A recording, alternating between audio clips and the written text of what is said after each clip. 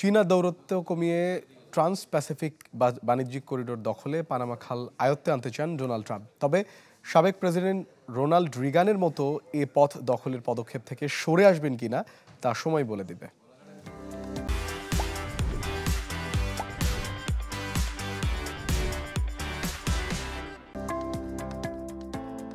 Panama খাল দিয়ে সমুদ্রপথে বিশ্ব বাণিজ্যের ৫% পণ্য পরিবহন হয়। খালের নিয়ন্ত্রণ পানামার হাতে থাকলেও এখন পর্যন্ত সবচেয়ে বড় সুবিধাভোগী যুক্তরাষ্ট্র। এ পথ দিয়ে যাতায়াতকারী ৮০% জাহাজই যুক্তরাষ্ট্রের সাথে আমদানি রপ্তানিতে জড়িত। বার্ষিক ২০৯ মিলিয়ন টন মার্কিন পণ্য এ পথ দিয়ে যায়। ৬৪ মিলিয়ন টন পণ্য নিয়ে দ্বিতীয় অবস্থানে চীন। ২০১৭ সাল থেকে পানামায় বিনিয়োগের পাশাপাশি মুক্ত বাণিজ্য চুক্তি করেছে চীন। আটলান্টিক মহাসাগরের অংশের বন্দরে রয়েছে চীনের বিনিয়োগ। খালের দুই প্রান্তে চীনের আধিপত্য বেড়ে যাওয়ায় চিন্তিত মার্কিনিরা।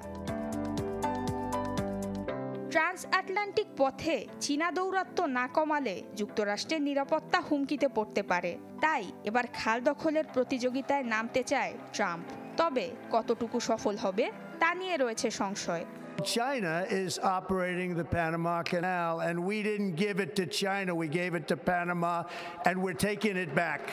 ২০২৪ সালে $5 বিলিয়ন আয় করেছে পানামা, যা ২০২৩-এর তুলনায় 15% বেশি। নুসরাত মৌমি, চ্যানেল 24।